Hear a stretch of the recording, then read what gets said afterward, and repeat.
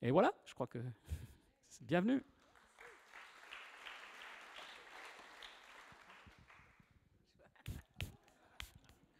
Je vous fais bien rire, c'est pas tellement parce que, comme j'ai dit, puisque je dois reprendre l'avion, vous comprenez que c'est important de ne pas avoir le coronavirus pour embarquer dans l'avion. Donc, c'est un pur bonheur d'être avec vous ce matin. Pour ceux qui n'étaient pas hier avec nous, est-ce que ça va, mon petit accent québécois, est-ce que ça va bien? Ça vous va? Ça vous va? Je parle pas trop vite parce que, vous savez, la première fois, il y a quelques années, quand je suis venue à porter la parole en France, j'ai parlé avec une dame, je discutais juste avant de monter sur l'estrade et j'ai dit, mais je suis désolée, c'est moi l'oratrice aujourd'hui. Elle m'a dit, ah, c'est vous? Est-ce qu'on va vous traduire en français? Donc, alors maintenant, je m'assure que mon français, ça va bien et je dois remercier Dieu vraiment pour ce temps extraordinaire passé parmi vous. Pour ma part, je suis dangereusement en forme parce que imaginez que nous, au Québec, nous ne sommes pas encore en présentiel. Donc, hier, c'était la première fois que j'apportais la parole depuis 6 mois devant des êtres humains. Alléluia! J'aimerais qu'on puisse remercier Dieu pour le privilège qu'on a de se rassembler ensemble. Est-ce qu'on peut acclamer le roi des rois? J'aimerais qu'on puisse, déjà en commençant ce matin, déclarer la puissance de Dieu. Est-ce qu'on peut acclamer le Dieu de victoire? Mieux que ça, juste action de grâce. J'aimerais qu'on puisse se lever ensemble, en commençant. Et vous savez, j'aimerais qu'on anticipe ce que Dieu va faire. Est-ce que vous croyez que ce matin, Dieu peut faire des grandes choses dans ce lieu? Est-ce que vous croyez que Dieu peut faire des grandes choses dans ta famille aujourd'hui? Est-ce que tu crois que Dieu peut faire des grandes choses dans ton cœur ce matin, venir te toucher, te transformer, te rassurer, te donner la paix? Est-ce que tu le crois? Alors, si tu le crois, lève tes mains. On va commencer envers nos mains. Et je veux commencer en priant. Et là où tu es, commence à demander. Saint-Esprit, viens dans ce lieu. Tu es ici. Nous t'avons loué, nous t'avons exalté. Mais Seigneur, je te prie que ce matin, que ta gloire puisse descendre dans ce lieu. Viens nous rafraîchir. Viens nous visiter, Seigneur. Viens renouveler notre foi. Donne-nous le don de la foi, de voir les choses qui ne sont pas peut-être encore ce matin, mais comme elles vont devenir. Seigneur, tu es le Dieu tout-puissant. Tu n'as aucune limite. Alors, je te prie ce matin, viens ouvrir nos cœurs, que la terre de nos cœurs soit prête à recevoir ta semence. Je prie pour des miracles. Je prie pour des guérisons. Je prie, Seigneur, que tu te manifestes avec puissance, mais aussi comme un murmure doux dans les cœurs. Amen et amen. Amen. Juste saluer la personne à côté de vous, sans se faire la bise, mais c'est juste dire un petit bonjour à la personne à côté de vous. Et dire bonjour, bienvenue ce matin. Vous pouvez vous asseoir, merci. Et juste avant d'ouvrir la parole de Dieu ensemble, j'aimerais remercier toute l'équipe pastorale qui m'ont invité depuis ce beau week-end. Je remercie à Olivier, à Sabrine, à Cyril. Merci à toute l'équipe. C'est vraiment un plaisir, un honneur d'être pour moi. C'est des amis. J'étais ici l'an dernier. Mon cœur s'attache. Je me sens comme à la maison. Et j'ai parlé à mon mari hier et je suis traitée vraiment comme aux petits oignons par mes amis Philippe et Anne-Lise. Et je disais à mon mari, « Ah, vraiment, la Suisse, je travaille fort, j'apporte la parole, c'est difficile. » Pas vrai, j'ai mangé du fromage double crème et je me suis régalée dans la présence de Dieu. Et je crois sincèrement que Dieu a une parole encore ce matin. Et le message que je veux vous apporter depuis le tout début que j'ai reçu l'invitation par Sabrine, depuis le tout début, Dieu a déposé cette pensée-là pour l'Église, je crois, personnellement, individuellement. Je crois que Dieu a une parole pour un homme, une femme dans ce lieu, individuellement, mais collectivement. Et le titre de mon message, c'est « Dieu combat pour nous ». Est-ce qu'on peut le dire ensemble? Dieu combat pour nous. On va le dire encore. Dieu combat pour nous. Et cette pensée m'est venue lorsque, vous savez, Paul, quand il est dans un moment de son ministère, il est sous la pression, il vit des choses difficiles et il est vraiment lourd, il est face à toutes sortes de difficultés. Et dans 2 Corinthiens, chapitre 7, verset 5, il va dire, « Car depuis notre arrivée en Macédoine, notre chair n'eut aucun repos. Nous étions affligé de toute manière, lutte au dehors, crainte en dedans. Et lorsque j'ai lu ce texte-là, c'était dans une période avec tout ce coronavirus, vous savez qu'il y a eu le coronavirus qui a mis une pression sur nous, mais on avait déjà des défis dans nos vies. Alors, ajoutez ça.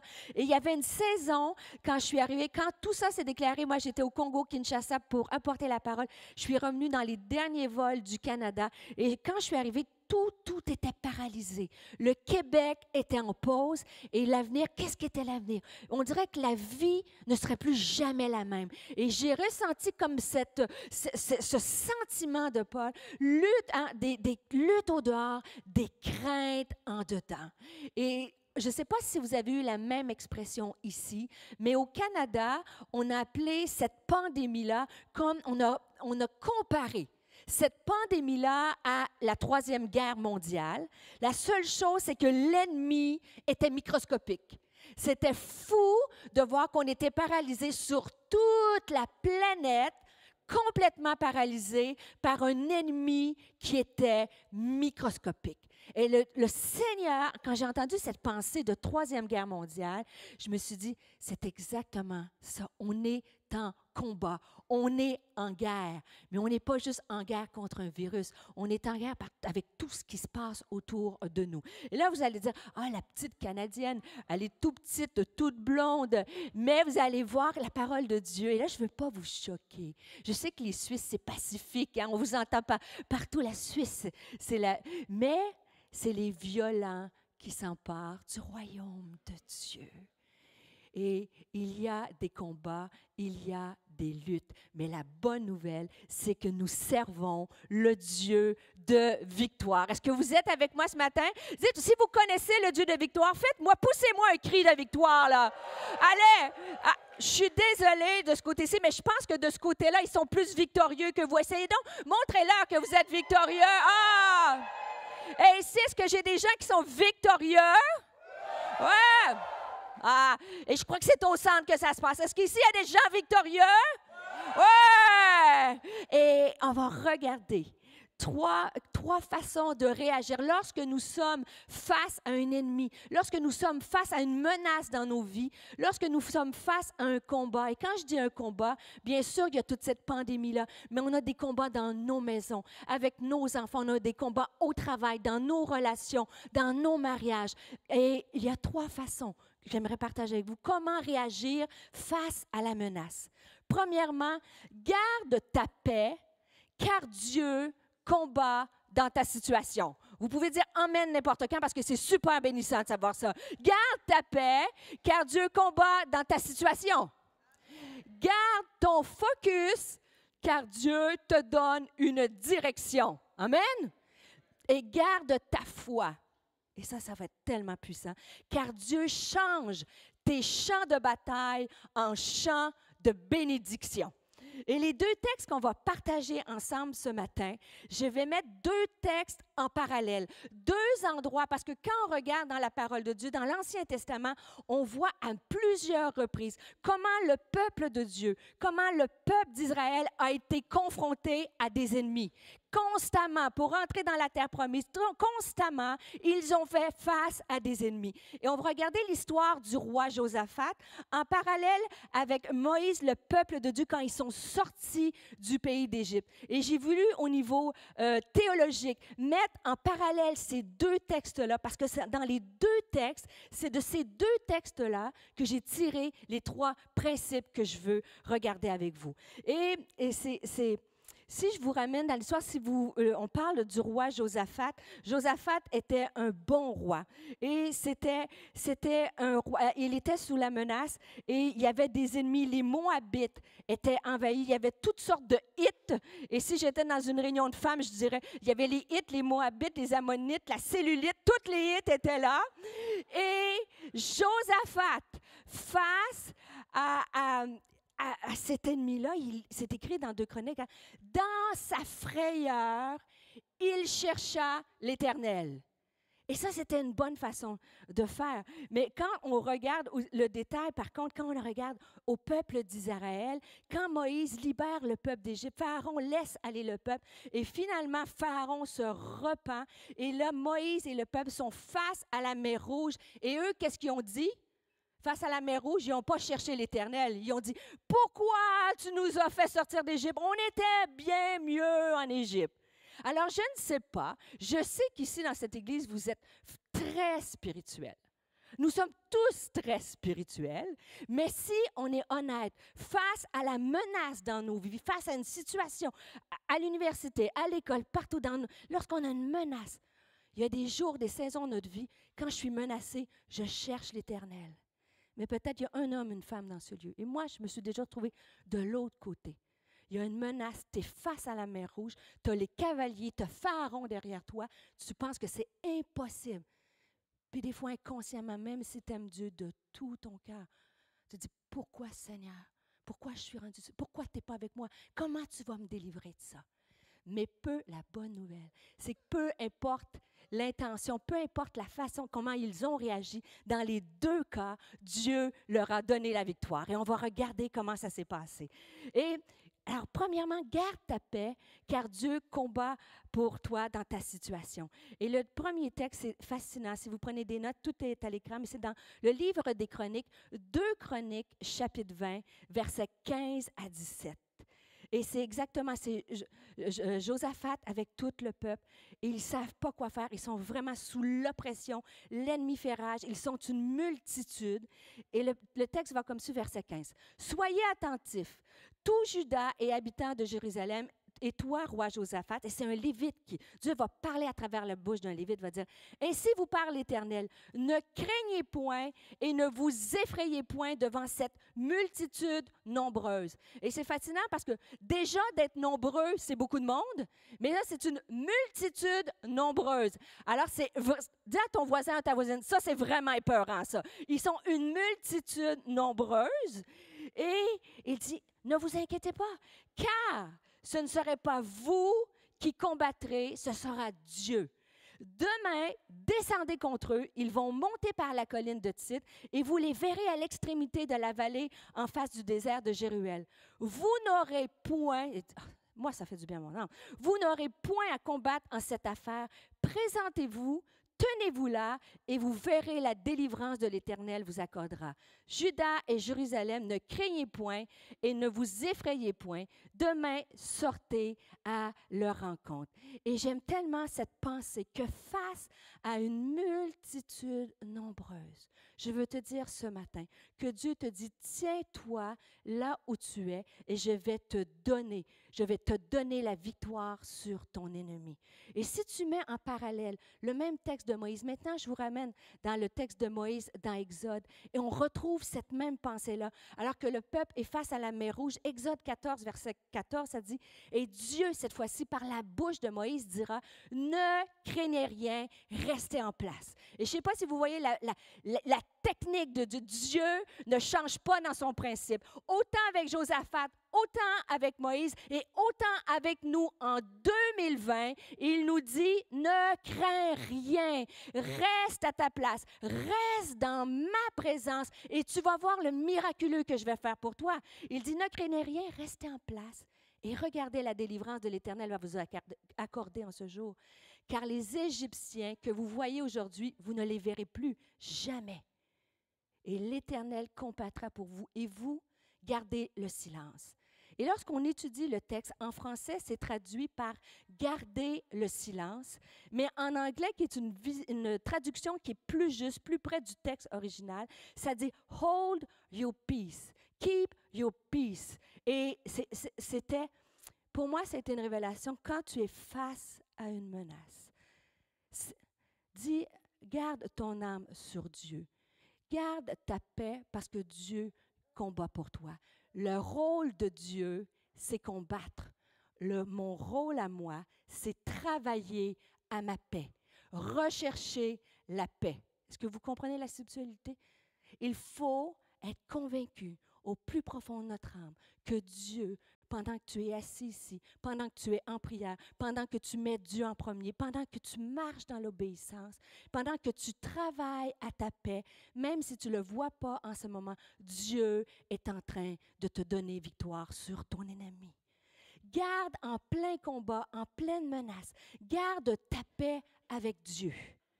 Garde ta paix avec toi-même et travaille à ta paix avec les autres.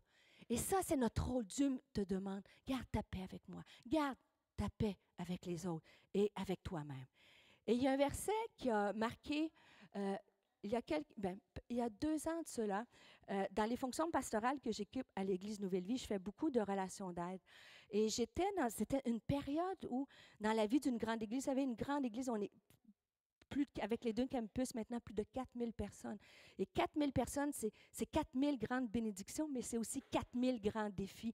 Et cette saison-là, j'étais entourée, j'ai dû accompagner beaucoup de gens et des amis proches, des gens de l'Église qui ont été pris avec des cancers, mais vraiment extrêmement agressifs. Et une amie très proche, son mari a eu un cancer, il est décédé en moins de 2 ans. Une autre, mon assistante qui travaille pour les groupes de femmes, son jeune garçon de 14 ans était diagnostiqué avec une leucémie extrêmement grave. Et en même temps, j'accompagnais une femme de l'Église qui était en phase terminale. Et elle était à la maison, elle a décidé de finir ses jours à la maison et prier avec elle jusqu'à son dernier souffle. Et j'avais moi-même des combats personnels. Et je suis rentrée un samedi matin à mon bureau et je me disais, tu sais, je suis une femme de foi, je pense que je suis une femme dynamique, mais il y a des fois, tu dis, Seigneur, wow, j'avais l'impression que j'étais une mer rouge, l'impossibilité. J'avais l'impression que les mots habitent étaient après moi. Je me dis, Seigneur, tu es où dans ça? Tu es où dans ça? Et je veux vous partager le texte que Dieu m'a donné à cette époque-là. Et ce texte-là est resté sur mon cœur quand tu es sous la menace. Dans Jean 16, verset 33, Jésus dit, « Il fallait que je vous dise aussi cela pour que vous trouviez la paix. » Et là, tu te dis, mais qu'est-ce qu'il va nous dire? Jésus te dit, il faut que je te dise, j'ai quelque chose à dire, puis si je te le dis, tu vas être en paix. Fait que là, je me dis, il va dire, je suis puissant, je suis glorieux, je suis victorieux. Non! Il va dire, dans le monde, vous aurez à souffrir bien des afflictions. Et le mot affliction, en français courant, peut se traduire par angoisse. Imaginez, vous trouvez que c'est une bonne nouvelle, vous? Il me semble que non, hein? Mais il dit, par exemple, moi, j'ai vaincu le monde. Et pendant un instant, et j'espère que Dieu peut le faire ce matin, il va le faire ce matin. C'est comme si le Seigneur me disait, il faut que je te le dise pour que tu trouves la paix. Ne sois pas inquiet. Je le sais ce que tu vis. Je connais exactement ton nom. Je connais exactement ta situation au travail. Je connais exactement ton injustice. Et je te le dis que je le sais, puis si je le sais, je vais agir. Et c'est comme ça que tu peux avoir la paix. Et moi, ça m'a sécurisé de savoir que Dieu était au contrôle de ma situation, que Dieu connaissait exactement ma situation. Et si je vous mets ça plus concrètement, vous savez, mon papa, j'ai donné son témoignage il y a 86 ans et il s'est converti après 33 ans de prière pour lui. Amen. Et c'est moi qui ai eu le privilège de l'apporter au Seigneur. Et au début, il n'était pas très fervent à la fois, mais maintenant, quand il sait que je voyage, je suis certain qu'il sait exactement où je suis en ce moment. Parce que vous savez, avec Google Maps, Google Earth, on peut savoir partout. Des fois, je dis, OK, je m'en vais là-bas, je vais coucher à tel hôtel. Ah, il va voir, oui, je pense que tu as un truc à côté de ça. Tu vois. Alors, il sait, même si je suis pas là, il sait exactement où je suis. Mais notre Père céleste, c'est exactement, si on pense que Google Earth, c'est puissant, ou Google Maps, ou Google ce que vous voulez, c'est tout à fait du grand Dieu, créateur de l'univers, qui a créé les milliards et les milliards et les milliards et milliards, non pas d'étoiles, mais de galaxies, ce grand Dieu puissant-là, avec son système puissant, c'est exactement ce que tu vis ce matin. Il sait exactement ton défi. Il sait, mon ami, exactement ton combat. Il te dit, ne crains rien, car je serai avec toi. Je connais chacun de tes défis et je vais être avec toi. Et il y a un passage dans la Bible qui est fascinant parce qu'il y a une femme qui s'appelle Léa dans la Bible. Et c'est une femme qui était pas aimée. C'est une femme qui était rejetée. C'est une femme qui avait toutes sortes de difficultés. Et la Bible dit que Dieu vit qu'elle n'était pas aimée.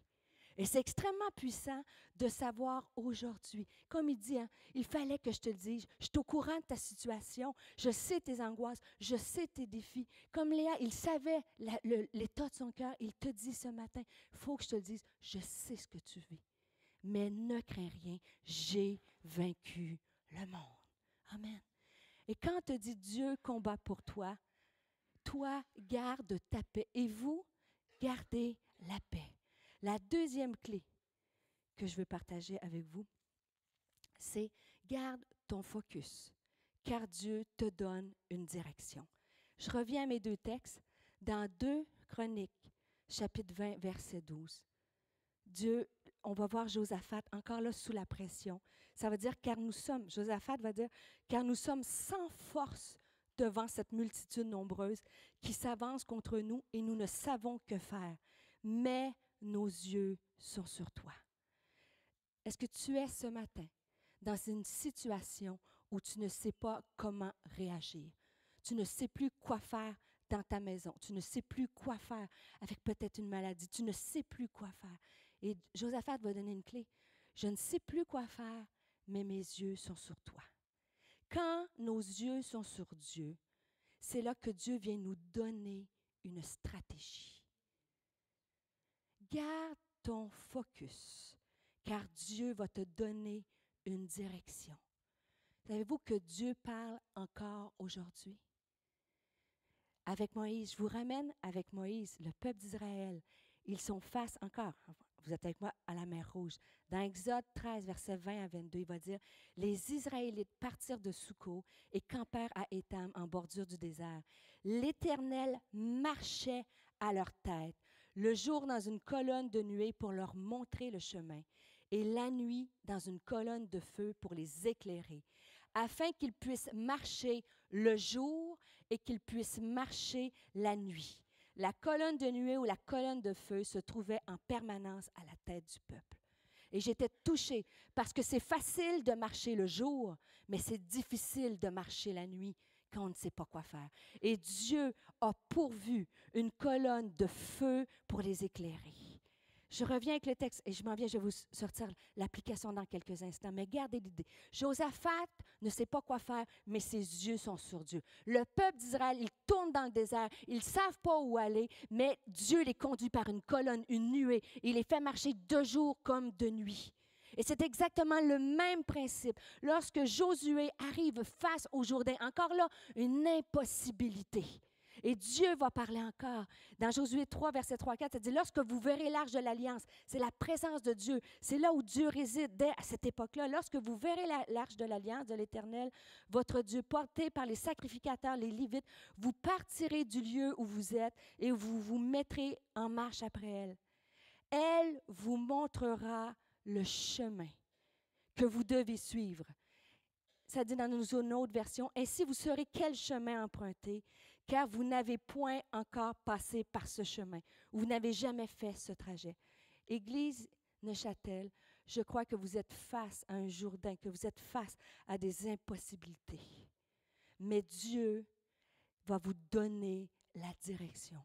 Lorsqu'on garde le focus sur Dieu comme Josaphat, lorsqu'on garde le focus sur la nuée, lorsqu'on garde le focus sur la présence de Dieu, ça dit qu'il va nous diriger. Parce qu'il va vous emmener dans un chemin nouveau, plus grand, plus puissant, que vous n'avez jamais marché. Est-ce que vous saisissez la parole de Dieu? Il leur dit clairement, je vais vous emmener. Et c'est ça, le Jourdain s'est ouvert. Ils sont rentrés dans ce pays où coule le lait et le miel. Et c'est exactement pour une église, mais pour une personne dans ce lieu. Tu marches.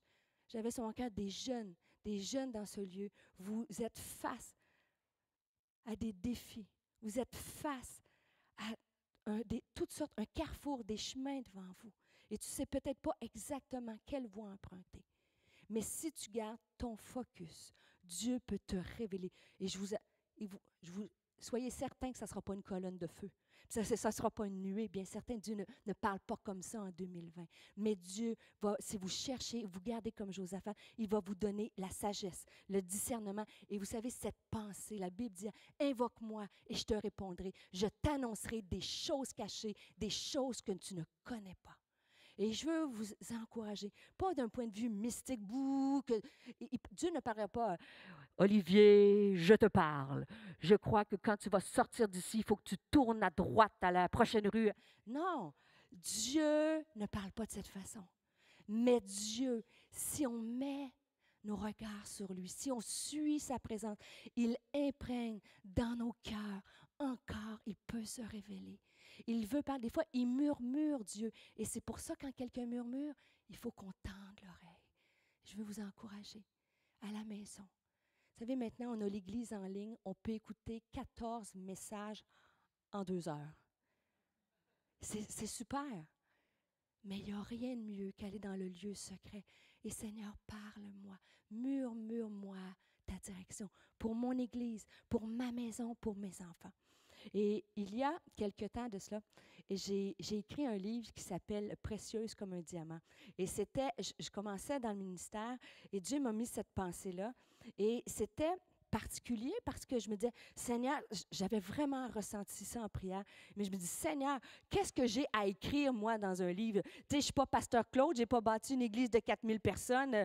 J'avais à cœur d'un livre pour édifier les femmes. Puis par obéissance, mais je dis, Seigneur, si tu veux que j'écrive un livre, il faut que tu... Qu'est-ce que j'ai à dire? Puis je me disais, qui va acheter ce livre-là? Je vais en faire imprimer 4, tu sais. Mon père, ma soeur, mes 2 amis. Puis, et là, je me dis, je ne fais pas personne qui va acheter cette affaire-là. Mais j'ai dit, Seigneur, si tu veux, il faut que tu me dises, tu m'inspires une direction. Et là, finalement, prie, ça ne se fait pas du jour au lendemain, je cherche, je prie, demande au Seigneur. Et un matin, je me lève et Dieu parle de toutes sortes de façons. Et je me lève et j'ai cette pensée-là sur mon cœur. Et je suis en train de me brosser les dents, je suis dans le miroir. Puis là, je vois défiler. Oui, Seigneur, ça va être comme un diamant. Parce que les femmes, il y a plusieurs facettes dans la vie d'une femme. Un diamant, c'est précieux. Ta présence, en tout cas, j'avais le truc au complet. Facette émotionnelle, spirituelle. Alors je me suis dit, ça y est, Dieu m'a parlé. Et là, je m'en vais au bureau à l'église et le mardi midi, je mange toujours avec ma collègue qui est pasteur aussi en soins pastoraux. Et finalement, on va manger au restaurant. Puis là, j'ai dit à mon amie, je dis, écoute, Dieu m'a donné, j'ai cette impression-là, je crois que c'est ça que Dieu veut faire. Puis elle me dit, et je vous raconte, je n'ai pas lu ça dans 4 livres, là, c'est ma vie. Alors, elle me dit, dis-moi rien. Elle dit, là, tu t'en vas au bureau, puis je m'en vais te rejoindre. Bien, j'ai dit, attends un peu, je veux te le dire, ma grande révélation. Elle dit, non, non, dis rien. Fait que finalement, OK, elle s'en va au bureau. Elle ne sait rien de ça, je viens de la voir le matin. Donc, elle arrive, elle cogne à la porte de mon bureau, elle dit, Stéphanie, je veux te montrer quelque chose. Fait qu'elle dit, est-ce que tu voulais me dire, est-ce que je suis allée à la boutique, puis ça fait 3 fois que je vais dans cette boutique-là, puis elle dit, je vois ça. Puis le Seigneur me disait, achète ça. Elle disait, mais franchement, on dit au Québec kitsch, c'est quétaine un peu. Je ne sais pas comment vous dites ça ici, quand c'est ringard, trouvez le mot, on s'entend que c'est un peu, bon. Fait qu'elle dit, mais pourquoi j'achèterais ça à Stéphanie? Franchement, c'est moche, c'est bling-bling. Bon. Fait que finalement, mais elle dit, j'ai dit, ben non, c'est ridicule. Puis là, elle m'a dit, quand tu as dit, tu as eu l'idée de Dieu, elle dit, la pensée est venue très fort sur mon cœur. Puis elle dit, c'est là que je suis allée acheter. Fait que quand elle a cogné à la porte, elle dit, est-ce que c'est ça que Dieu t'a parlé? C'est fort quand même, hein? Et si vous voyez le livre, c'est pour ça qu'on... Bon, là, il faudrait refaire un peu la couverture, ça a quelques années, mais c'est pour ça que Dieu parle et Dieu confirme.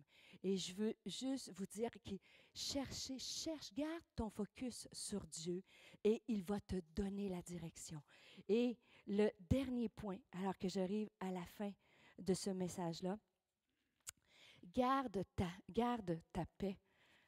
Garde ta paix parce que Dieu combat pour toi. Garde ton focus car Dieu va te donner la direction. Et en dernier point, garde ta foi car Dieu change les champs de bataille en champs de bénédiction. Et je remets en terminant mes 2 histoires. Vous savez, l'histoire avec Moïse, qu'est-ce qui est arrivé? Quand ils sont arrivés à la mer Rouge, Dieu a fait le miraculeux. Ils ont pu traverser à sec la mer Rouge, tout le peuple. Et tout le peuple, des milliers de personnes, tout le monde a pu rentrer dans cette terre promise-là. Et lorsque Pharaon est arrivé, les eaux, avec les Israélites, les eaux se sont refermées. C'est ce fameux cantique qu'on chante à l'école du dimanche. Hein. Le cheval et son cavalier, chantez-vous ça? Furent jetés dans la mer. Je ne vous le chanterai pas, mais mais c'est exactement tout petit à nos enfants, cette histoire de victoire face à l'impossibilité. Dieu a fermé les eaux et le cheval et son cavalier furent engloutis dans la mer. Mais l'histoire de Josaphat, elle est aussi fascinante. Rappelez-vous, notre Josaphat, dans la frayeur, il a cherché dans l'Éternel. Après ça, il dit, nous savons que faire, mais nos yeux sont sur toi. C'est le chaos total, il n'y a plus de stratégie, c'était des chefs de guerre. Et Dieu leur a donné une direction, il leur a dit, restez là, je vais combattre pour vous. Et le dernier texte que je veux partager avec vous et qui va clôturer cette matinée, c'est dans 2 Chroniques, chapitre 20, et versets 22 à 25. Et c'est la fin de l'histoire de Josaphat et le peuple d'Israël. Ça dit au verset 22, « Au moment où l'on commençait les chants et les louanges, l'Éternel, et c'est fascinant, l'Éternel plaça une embuscade contre les fils d'Ammon et de Moab et ceux de la montagne de Séhir qui étaient venus contre Juda. » Je vous remets dans un contexte, je vous ai dit, c'était des hommes de guerre. Ils étaient habitués à avoir des stratégies. Et là, Dieu leur dit, laissez faire vos stratégies. Moi, je vais combattre. Il leur dit, tenez-vous là. Et je les imagine, ils commencent à chanter, puis ils se tiennent là, puis ils devaient se dire, oh my God, comment Dieu va faire ça? Comment Dieu va le faire? Et c'est fou, parce que ce qui est arrivé, c'est qu'il y a eu d'autres ennemis qui sont arrivés. Ils se sont mis à combattre ensemble. Puis là, ils ont gagné sur le 3e peuple qui est arrivé. Mais quand ils ont vu ça, les Moabites puis les Ammonites se sont chicanés et ils ont tourné l'épée les uns contre les autres. En fait, la stratégie de Dieu, c'est que le peuple d'Israël n'a pas eu à combattre parce qu'ils se sont entretués entre eux. Extraordinaire? Et c'est exactement ça. Tu cherches peut-être une stratégie, tu cherches peut-être quelque chose à faire et Dieu a une stratégie que tu ne connais pas et il peut faire tourner les ennemis les uns contre les autres et te donner la victoire. Alors que tu ne sais pas quoi faire, Dieu est en train d'intervenir. Dieu a la stratégie. Vous êtes avec moi? Mais, ça dit, ils furent battus. Les fils d'Ammon et de Moab se jetèrent sur les habitants de la montagne de Séhir pour les dévouer par interdit et les exterminer. Et quand ils en eurent fini avec les habitants de Séhir, c'est ce que je viens de vous dire, ils cédèrent, écoutez, ils cédèrent les uns les autres à se détruire. L'histoire se termine là. Bon. Là, il faut se dire, vous me trouvez peut-être un peu sanglante, peut-être que ce n'est pas politiquement correct, peut-être que c'est un peu, mais c'était la façon de cette époque-là de se faire la guerre. Et pourquoi que je dis que c'est une bonne nouvelle? C'est que dans ce champ de bataille-là, alors qu'ils sont en train de s'entretuer, le peuple d'Israël regarde. Et quand il arrive pour aller voir, la Bible nous dit qu'il y avait la multitude nombreuse, ce n'est que des cadavres à terre. C'est dur. Mais Dieu a changé le champ de bataille en champ de bénédiction. Quand ils sont allés voir, je vais vous le lire, la suite du texte, ça dit, verset 24, « Lorsque Judas fut arrivé sur la hauteur d'où l'on aperçoit le désert, ils regardèrent du côté de la multitude. Et voici, c'étaient des cadavres étendus à terre, et personne n'avait échappé. Victoire écrasante. Josaphat et son peuple allèrent prendre leurs dépouilles. Ils trouvèrent parmi les cadavres d'abondantes richesses et des objets précieux, et ils enlevèrent tant qu'ils ne purent tout emporter. Ils mirent 3 jours au pillage du butin, car il était considérable. La plus grande menace, et écoutez-moi, il y a une perle ici. La plus grande menace, une des plus grandes batailles, lorsqu'il n'y avait aucune ressource, Dieu a agi. Et quand ils sont arrivés, en plus d'avoir eu la victoire, il y avait tellement de richesses, de butin, qui ont pris 3 jours à prendre l'or, à prendre l'argent, à prendre tout ça pour ramener ça dans leur camp. Je ne sais pas si vous saisissez que lorsque tu crois que tout est mort, lorsque tu crois que ce que des cadavres, Dieu peut te donner et va te donner la richesse. Et la suite du texte dit, le 4e jour, ils s'assemblèrent dans la vallée de Béraka, où ils bénirent l'Éternel. C'est pourquoi ils appelèrent le lieu de vallée Beraka, nom qui lui est resté jusqu'à ce jour. Le champ de bataille, la vallée où la guerre a pris place, où le combat, où la menace était, s'appelait la vallée de Beraka. Mais en hébreu, Beraka veut dire bénédiction. Alors que tu es dans un champ de bataille, Dieu peut changer ta vallée de bataille en vallée de Beraka, de bénédiction. Dites amen avec moi. J'ai travaillé fort et c'est exactement, c'est vrai, c'est tellement puissant. Garde ta paix. Rappelle-toi ce matin que Dieu combat pour toi. Recherche la paix. Notre rôle, c'est garder nos pensées sur lui, garder notre foi. Garde ton focus, lève tes yeux vers lui. Comme la nuée, il va te conduire. Et troisièmement, pendant que la guerre fait rage, pendant que tu vois que c'est le combat, n'oublie jamais que Dieu est tout-puissant pour changer cette bataille-là en bénédiction. Et peut-être qu'un fils dans ta vie qui a eu des difficultés, des défis, de toutes sortes, et tu penses que c'est la fin, que tu ne sais pas comment ça va sortir, Dieu peut prendre un enfant loin de Dieu, avec des pensées suicidaires et des dépendances à des drogues, et en faire une vallée de bénédiction pour sa gloire, parce qu'il est le Tout-Puissant, et il est Dieu de victoire. Et peut-être en ce moment, c'est des cadavres, mais je te dis par la puissance de Dieu, que Dieu va faire rejaillir la vie dans ta maison, dans cette église, parce qu'il est le Dieu qui combat pour nous. Amen.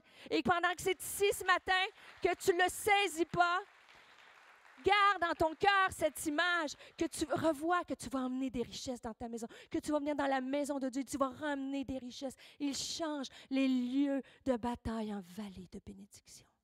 Amen. Est-ce que vous croyez que Dieu a changé? S'il l'a fait pour Josaphat, s'il l'a fait pour Moïse, s'il l'a fait pour Josué, il peut le faire pour Sabrine, pour Cyril, pour Philippe. Mets ton nom. Il n'y a pas d'élite dans le peuple de Dieu. Nous sommes tous aimés, choisis, appelés. Ce n'est pas une question de mérite, ce n'est pas une question qu'on est bon, c'est une question de sa grâce. Et lorsqu'on le cherche, il se révèle et il combat et il donne la victoire. Et je vais, pendant que mes amis au piano s'avancent, je vais terminer avec une dernière illustration. Il y a quelques années de ça, l'Église Nouvelle Vie, maintenant, on voit les fruits. Dieu a changé des vallées de bataille, des champs de bataille en vallées de bénédiction. Mais on a commencé il y a quelques années, c'était 60 personnes. Et on priait, on jeûnait, on cherchait la présence de Dieu, priait pour que les âmes se convertissent. Et puis, en 1998, on est en 2020. 1998, si vous regardez à l'histoire de notre Église, ce fut un moment tournant et déterminant. Et pourtant, si on peut mettre la photo, est-ce qu'on peut mettre la photo? En 1998, c'est ce qui s'est passé à Montréal. En janvier, il y a eu la température, le climat était complètement déréglé. Il y a eu pendant 5 jours, sans arrêt, du verglas qui a frappé tous les arbres, les maisons, voyez-vous. Ça, c'était tout le réseau électrique et on était sans électricité dans le froid. Toute l'église, nos maisons, il y avait quelques maisons à peine. Nous, l'équipe pastorale, on s'est rassemblés dans la même maison parce que moi, on n'avait pas d'électricité, ma famille et moi. J'étais enceinte de mon deuxième garçon et c'était noir. Puis là, on s'est rassemblés, les pasteurs, puis on n'était pas une grosse église, puis on s'est dit, qu'est-ce qu'on va faire? Qu'est-ce qu'on va faire? Comme on n'avait plus rien. Mais quand je dis que Dieu, si on le cherche, il nous dirige. Imaginez que l'année juste avant ce verglas-là, on a fait l'achat d'un bâtiment qui n'est pas celui qu'on a aujourd'hui, un petit bâtiment. Et l'équipe pastorale était en jeûne durant cette période-là, et on jeûnait pour faire l'acquisition de ce bâtiment spécifique. Et c'était un supermarché, rien d'extraordinaire, mais c'est la seule chose qu'on pouvait se payer. Et c'est curieux parce que nous, c'était pour faire une église, mais dans ce bâtiment-là, il y avait une génératrice. Voyez-vous l'idée? C'était une génératrice pour garder les produits congelés. Fait que nous, on riait parce qu'on a dit, Seigneur, tu nous donnes un bâtiment, mais pourquoi une génératrice, des congélateurs? On n'a pas besoin de ça, tu vois. Et finalement, 1 an plus tard, le verglas arrive. Ah ah! Et là, nous, on s'est rassemblé, l'équipe pastorale, puis on a dit, tout est noir, il n'y a pas d'électricité, mais nous, on a une génératrice. Et c'est ce qui a fait qu'on a parti l'église, et c'était un symbole tellement fort, parce que tout était noir, tout était paralysé, mais le seul endroit sur la rive sud où on était qui avait de la lumière, c'était l'église. Et pendant que c'était vraiment noir, sombre, les gens étaient angoissés. Ça a pris des semaines avant qu'on retrouve l'électricité. Les gens vivaient chez les uns, chez les autres. Et on a commencé à ouvrir l'église. Et là, les gens qui étaient sans abri, qui vivaient dans les rues, il y avait eux, même pas de maison, mais imaginez en plein verglas. Donc, on a accueilli, on a enlevé toutes les chaises de l'église. Et là, on a commencé à mettre des sans-abri. On a mis des gens dans le besoin, des personnes qui n'avaient pas... Et on avait une section où on avait les chats, les chiens puis les oiseaux. Parce que les gens qui avaient des maisons, ils ne pouvaient pas laisser leurs chiens dans le froid. Donc, l'église, c'était sans dessus-dessous. On parle bien franchement, des semaines sans diezme offrande, c'est plus une église, là. Il y a juste des chaises, il y a pas, donc pas de revenus nécessairement. Mais on a commencé à servir, on avait une banque alimentaire, donner la nourriture. Et grâce à ça, le maire de l'église, le maire de la ville, il est venu voir, puis c'est la première fois qu'il a mis les pieds à l'église. Et là, il est venu, c'était plus une église, c'était vraiment un centre. On avait des lits d'armée puis tout ça. Et ça a commencé comme ça, les gens ont dit, « Wow, qui vous êtes, vous? » Puis on disait, « Une église, on est des gens qui aiment Dieu. » « Ah ouais, on n'avait jamais entendu parler de vous. » Et finalement, pendant ces semaines-là, on a juste donné de la nourriture, on a pris soin. Et à cause de cela, la réputation dans notre quartier s'est accrue. Puis on dit, « Ah, c'est l'Église qui nous a aidés. » Et la ville, on a aidé la ville. Et de ce verglas-là, qui était complètement, on ne savait pas quoi faire, c'était sombre, c'est de ce verglas-là qu'on a parti la grosse banque alimentaire qui est appuyée par nos autorités de la ville, qui est reconnue par la ville. Nous donnons 8000 paniers de nourriture, pas par année, par semaine. Ouais. Puis, ce n'est pas des chrétiens de l'Église, c'est des immigrants, c'est des gens partout, mais que les gens n'ont pas eu peur parce qu'on les a aimés, on a ouvert l'Église. De cette banque alimentaire-là, nous, les femmes, commencé à s'occuper des centres jeunesse de la DPJ, faire des transformations. Et maintenant, avec la collaboration de la ville, avec la collaboration des corps policiers, même s'ils savent que c'est une Église qui aide, qui parraine tout ça, on a un centre de jeunes filles et de jeunes garçons, parce qu'après 18 ans, les jeunes, toute la protection de la jeunesse, ils ne les couvrent plus. Donc, mais à 18 ans, ils ne sont pas prêts encore à être des adultes, donc ils retournent à la rue. Il y avait beaucoup de prostitution, beaucoup de gangs de rue, et maintenant, on a un refuge, un bâtiment sur 3 étages qu'on loge ces jeunes-là, donc d'une banque alimentaire, d'un centre de jeunesse, est parti d'un moment de verglas, d'un moment de tempête. Et alors qu'on ne voyait rien, Dieu a changé cette vallée de combat en vallée de bénédiction. Et il y a des richesses, pas matérielles, il y a des richesses spirituelles qu'aujourd'hui encore, on prend sur les cadavres qui sont morts parce qu'on a gagné sur l'ennemi. Il y a plein de choses qui sont mortes parce que des gens ont donné leur vie à Dieu. Et on a ramené ces richesses-là dans l'Église, dans le royaume de Dieu, des âmes qu'on a ramenées dans le royaume de Dieu. Alors, pendant que mon frère va jouer le piano, et je vais conclure, j'aimerais ça prier pour vous ce matin. Peu importe ta menace, garde ta paix. Dieu connaît ton cœur ce matin. Il sait exactement ce que tu vis. Il sait exactement ton défi, tes finances. Il sait exactement tout ce que tu vis, l'insomnie, l'anxiété, les craintes, il connaît. La dépression peut-être. Il voit au fond de ton cœur. Il te dit, garde ta paix. Je te donne la paix ce matin, non pas comme le monde donne, mais comme moi seul peux la donner. Parce que je combats sur toi. Pour toi, pardon. Garde ton focus. Je veux te parler ce matin. Je veux te parler comme j'ai parlé à Élie. Alors qu'Élie est sous le genêt, alors qu'il est fatigué, le Seigneur vient lui parler dans un murmure doux. Dieu veut te parler ce matin. Il veut te donner une direction dans un temps de confusion comme ce moment. Le après-pandémie, le après-déconfinement.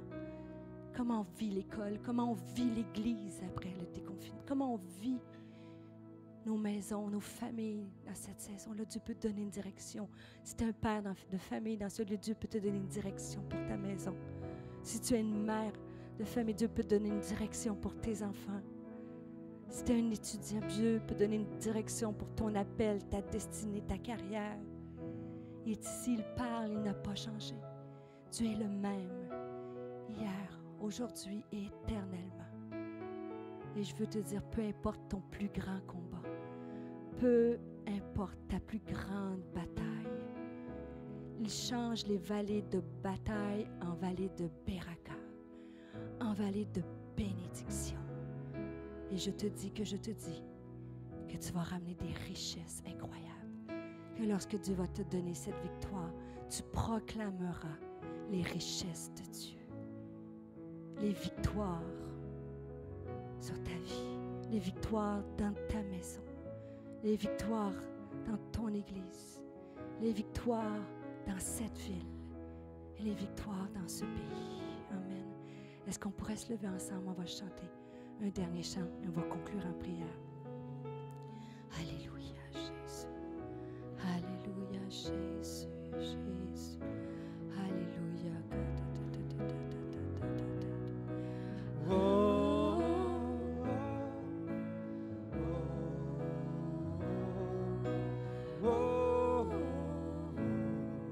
Commence à chanter à ton cœur. Nous ne sommes plus esclaves de la peur. Nous avons un grand Dieu qui combat pour nous. Un grand Dieu qui change les batailles en bénédiction. Traverse, mais personne-moi dans ton amour. Tu m'as sauvé, alors je peux chanter. Je suis enfant de Dieu. Qu'on le chante ensemble, élevons nos voix, Tu Église. fends la mer et je peux la traverser. Mais personne-moi dans son amour. Tu m'as sauvé, alors je peux chanter. Je suis enfant de Dieu. Tu fends la mer. Tu fends la mer et je peux la traverser. Mais personne-moi dans son amour. Tu m'as sauvé, alors je peux chanter. Je suis enfant de Dieu. Alléluia, qu'on puisse le chanter avec la foi. Voyez votre mer s'ouvrir.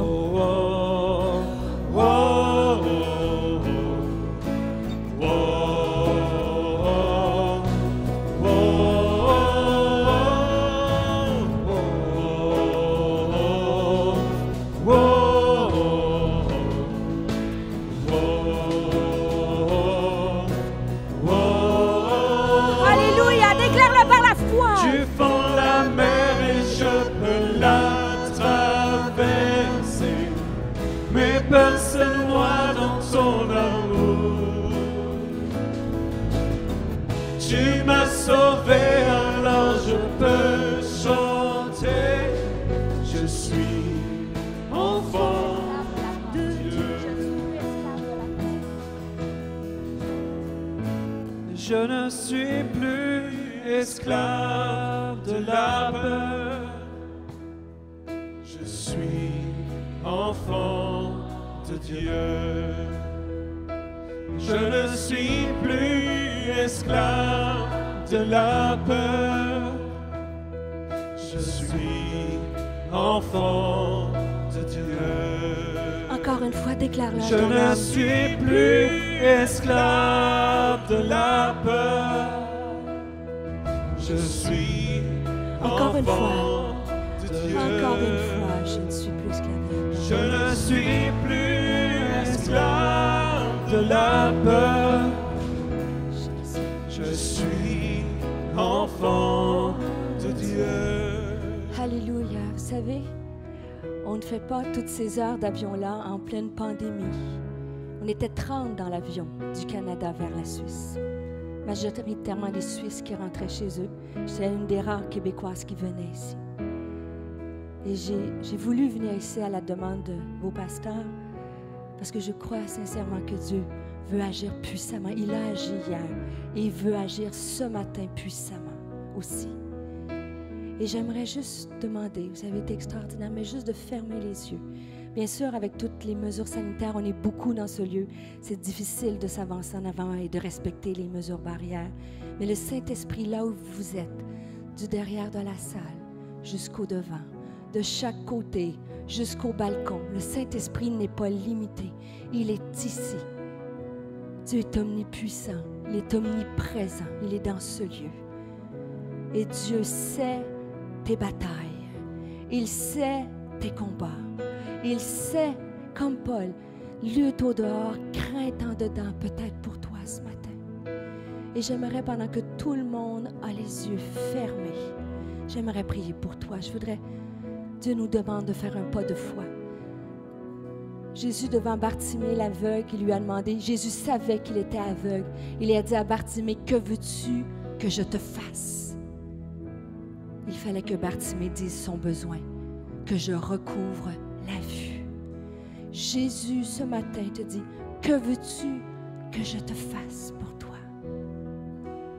Tu es mon enfant, tu es ma fille, tu es mon fils. Je t'aime d'un amour éternel. Que veux-tu que je fasse pour toi ce matin? Est-ce qu'il y a un homme, une femme dans ce lieu? Vous avez besoin de garder la paix. Vous avez besoin que Dieu vous redonne cette paix dans ce lieu. Si tu es cet homme ou cette femme, lève ta main. J'aimerais prier pour toi. Juste de dire, Seigneur, ce matin, viens me redonner la paix dans mon cœur. Lève ta main bien haute, c'est une grande salle. Si tu as besoin de la paix de Dieu ce matin, n'hésite pas, c'est le moment. Lève ta main, garde ta main là, levée. Si tu es dans ce lieu, tu as besoin de direction. Comme Josaphat, je ne sais quoi faire, Seigneur, devant cette multitude, mais mes yeux sont sur toi. Tu as besoin que Dieu te donne une direction, peut-être pas physique comme la nuée ou l'arche de l'Alliance, mais qui parle à ton cœur. Lève ta main aussi. Tu as besoin d'une direction. De garder ton focus, que Dieu te dirige dans cette saison. Garde ta main bien haute. Laisse-la bien haute. Et finalement, on est presque 90% des gens. On est tous ensemble un même cœur. Mais ce qu'il y a dans ce lieu, un homme ou une femme, c'est vraiment un champ de bataille, une situation 911. Tu as besoin d'une urgence, action de Dieu dans ta vie. Lève ta main aussi. Alléluia, Seigneur. Alléluia, Seigneur. Tu vois chacun et chacune des personnes dans ce lieu. Seigneur, je viens, Seigneur, que je puisse diminuer et que tu puisses grandir. Viens par l'action de ton Saint-Esprit, Seigneur, dans la douceur de ton nom. Viens, Seigneur, te frayer un chemin dans ce lieu. Tu vois tous ces mains levées. Seigneur, tu connais tout exactement le nombre de leurs cheveux, exactement leurs besoins. Alors, Seigneur, je te demande de venir souffler. Seigneur, viens en ce moment donner la paix, Seigneur, une paix qui surpasse toute intelligence, Seigneur. Tu n'as jamais dit qu'on n'aura pas de tempête, mais tu as dit que tu étais dans l'embarcation de notre vie et tu calmes les vents. Viens, Seigneur, en avant jusqu'à l'arrière, du balcon de chaque côté. Tu calmes les vents. Seigneur, je te prie pour une démonstration physique, qu'en ce moment, les gens ressentent ta présence, ton onction, Seigneur. Cette onction qui vient, qui coule comme sur la barbe d'Aaron. Cette onction, Seigneur, qui change les deuils en allégresse, les craintes en foi, Seigneur. Je te prie que lorsque nous allons sortir de ce lieu, nous allons être transformés, touchés par toi. Seigneur, je veux te prier aussi pour une parole claire. Seigneur, viens murmurer, viens parler. Il y a des jeunes, des hommes, des femmes qui ont besoin d'entendre de toi. tu te révèles encore aujourd'hui. Seigneur, tu donnes des impressions. Tu te révèles dans les prochains jours par peut-être un texte, par ta parole, par le conseil de quelqu'un, par, Seigneur Jésus, cette voix qui vient nous murmurer. Seigneur, je te prie, certains sont face à des choix. Tu fermes les portes qui ne sont pas de toi et tu ouvres les portes qui sont de toi. Seigneur, je te prie pour la créativité. Seigneur, tu donnes des idées nouvelles. Alors que Josaphat connaît la guerre, connaît les stratégies, il n'y a plus rien qui marche, c'est le chaos. Et toi, tu as donné une direction et tu as donné la victoire, Seigneur. Et je te prie, Seigneur, qu'on puisse entendre des témoignages de personnes où tu t'es révélé. Et Seigneur, je veux intercéder, me tenir à la brèche dans ce lieu pour quelqu'un qui est face à une urgence. On a des besoins, on a tous des besoins, mais des fois c'est une urgence, un SOS. Seigneur, c'est la guerre, Seigneur, tout simplement. Je te prie que ta parole puisse être révélée et donner à quelqu'un dans ce lieu cette révélation, que tu changes ce qui est plus mort, ce qui a l'air complètement terminé, en lieu de bénédiction. Je te réclame des vallées de Beraka. Et Seigneur, de ces lieux de guerre, de conflit, tu envoies des richesses spirituelles. Seigneur, je veux te prier, Seigneur, que tu emmènes le miraculeux. Certains ont besoin de miracles dans leur santé. Certains ont besoin de miracles dans leur maison. Seigneur, certains ont besoin de miracles financiers. Tu es le Dieu des miracles. Tu es celui qui ouvre la mer. Seigneur, tu peux le faire. Seigneur, je veux... Est-ce qu'on peut terminer? J'aimerais qu'on puisse ensemble. Est-ce qu'on peut terminer en priant? C'est la journée pour des âmes. Est-ce qu'on peut là où vous êtes? On a des besoins, mais intercéder. Que Dieu sauve des âmes. Que dans ce temps de pandémie, vous savez, vous êtes peut-être dans une bataille, comme nous étions dans le verglas, mais la lumière a brillé. Je prie, Seigneur, pour cette Église. Chaque Église, c'est des pierres vivantes ensemble.